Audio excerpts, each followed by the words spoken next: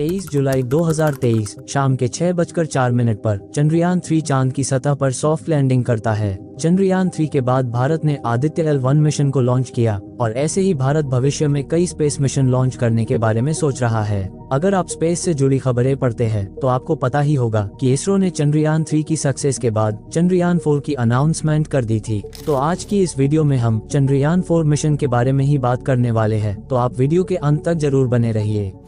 चंद्रयान 4 के बारे में जानने से पहले आइए जानते हैं इससे पहले हुए चंद्रयान मिशन के बारे में।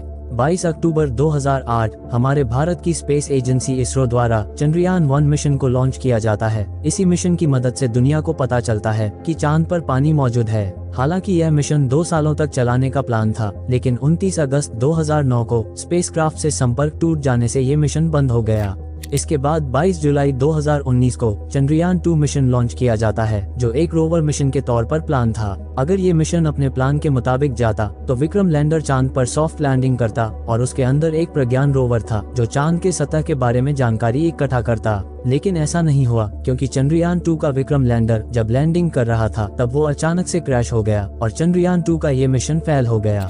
इसके बाद 14 जुलाई 2023 को चंद्रयान 3 मिशन को लॉन्च किया जाता है, जो 23 जुलाई 2023 को चांद पर सॉफ्ट लैंडिंग कर देता है। साउथ पोल पर लैंड करने वाला ये दुनिया का पहला अंतरिक्ष यान बन गया। चंद्रयान 3 उसी मिशन को पूरा करने के लिए भेजा गया जो मिशन चंद्रयान 2 पूरा नहीं कर पाया। चंद्रयान 3 में विक्रम लैंडर का डिजाइन भी बिल्कुल चंद्रयान 2 के जैसा ही था, बस इसमें थोड़ी बहुत मॉडिफिकेशन की गई, जैसे कि इसके पैर थोड़े मजबूत किए गए और ज्यादा सोलर सेल्स लगाए गए। इस मिशन को एक लूनार दिन मतलब धरती के 14 दिनों में पूरा किया गया। इन 14 दिनों में प्रज्ञान रोवर ने चांद पर सल्फर की मौजूदगी का पता लगाया। इसके अलावा विक्रम लैंडर पर लगे सिस्मोग्राफ ने चांद की सतह पर कंपन को भी दर्ज किया। ये इवेंट सिर्फ 4 सेकंड का ही था, इसलिए इसरो के वैज्ञानिकों को लगता है कि ये छोटा सा चंद्रकंप हो सकता है या फिर किसी उल्कापिंड का प्रभाव।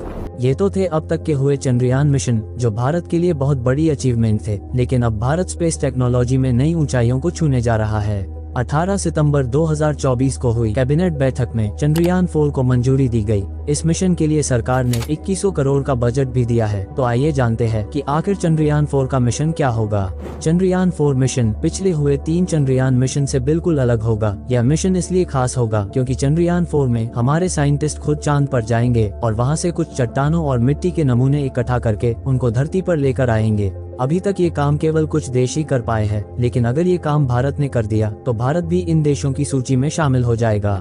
हालांकि चंद्रयान 3 ने भी चांद की सतह पर नमूने इकट्ठा तो जरूर किए, लेकिन उनका एनालिसिस वहीं पर किया गया और तस्वीरें और जानकारी यहाँ भेजी गई। लेकिन चंद्रयान 4 वहाँ रुकने तक चंद्र नमूनों का एनालिसिस करेगा और फिर उनको धरती पर लेकर आएगा।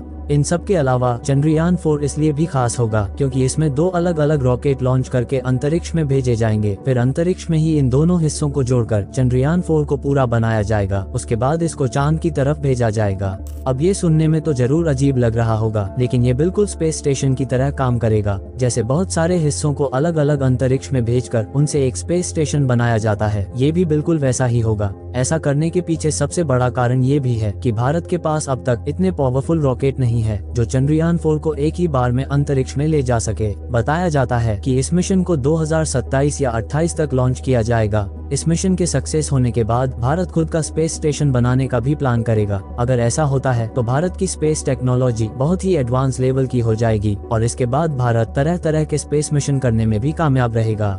उम्मीद करता हूँ आपको ये जानकारी पसंद आई होगी। ऐसी ही और जानकारी भरी वीडियो देखने के लिए हमारे चैनल को सब्सक्राइब जरूर करें। धन्यवाद।